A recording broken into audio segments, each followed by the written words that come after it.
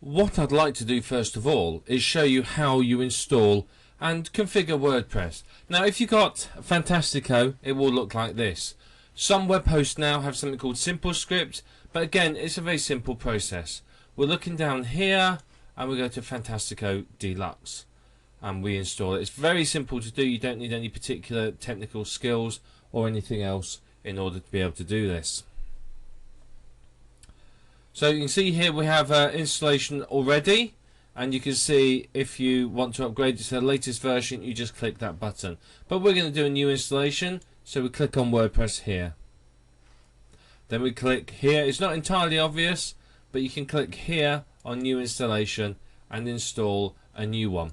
So I'm going to install it in the subdirectory of test. I'll have a normal, just call it admin, a simple password. Then you can set your nickname, admin nickname, so it can be anything you want. This is an email address. Then you put your site name in here. It doesn't matter too much what you put here, as you can change these later on. But those are what you put in. Then you click install WordPress. You click finish installation. And then it's done. That's it. That's all you need to do, and you've installed WordPress. So now if I open this window here, if I open that in a new tab, you can see here it's all installed. So we just type in our ID and password, and that way we can log in to WordPress. Okay, so this is an installed version of WordPress. Over here you've got your control panels, and here you can see what you have on your dashboard. So simple configuration. It's very quick and easy. You start with posts. You trash the original post. You don't need that on there. Get rid of that.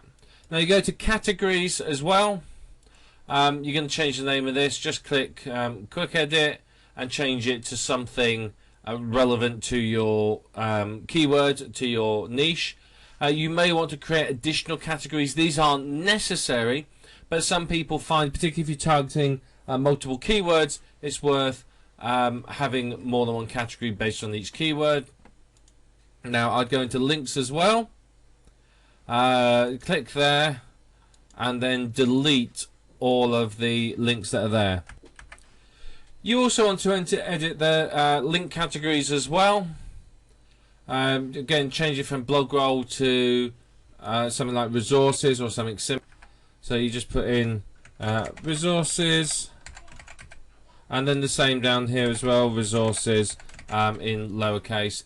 You may want to create more than one category depending again how many links you're planning on having, but I would always recommend a link to whatever you're promoting, and possibly one or two other ones to authority sites in the niche. Then under pages, edit this and change it to something relevant again to your niche. This is the about you page. You can change the title. You can change all of this as well. So that's all we need to do here. We don't need to do anything under comments. But if we go to appearance now, this is where you install your theme. Add new theme here, and you can search for new themes.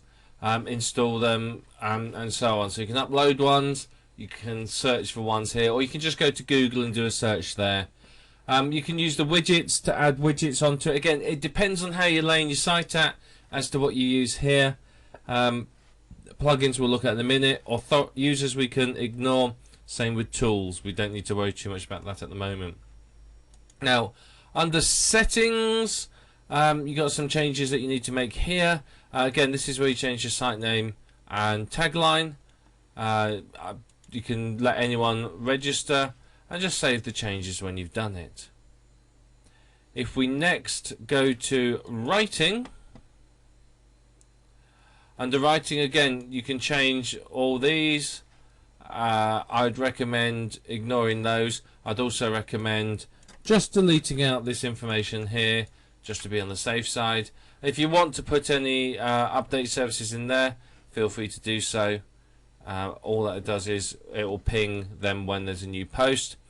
Then we go to reading. Okay, Again, I'd make a few changes here. I would pick it to show a static page on the front page. I want control over what they see. The only page I've created at the moment is about, so I would create just a single page. I'd set this as my home page so that people come there and they see a good amount of information when they get there. Otherwise, they're going to see the latest post and it may not be what you want them to see. Blog pages show at most. I always set that to 1. That way it looks more like a website, less like a blog. Then we save changes. Okay, now under discussion over here, our next settings. Again, most of these you can leave as they are. The only one I'd change is this one. Always check this box, and it just means that you're not going to get any spam comments at all. And then save the changes down the bottom here. If you don't do that, then people can get comments through. What some spammers do is they'll make 1 or 2 reasonable comments, and then when they realise they're allowed to make any comments and they don't need to be approved, they'll start spamming. The next one we need to go to is permalinks. Okay, now on the permalinks side, this is how your website looks in the search engines. This is the default up here, but your domainname.com / category / and then the post ID. That makes no sense at all. It's terrible for SEO. Now what people may want to do is, I recommend that you always change it. Now the easiest way to do this is to do it like that, okay, and do it to the post name. You can put the category in as well. If you're using categories and your category is keyword related, you could put %category % in here as well. I tend to do quite small sites myself, so just the post name is enough, and then you save the changes, and that's all the settings you need to do.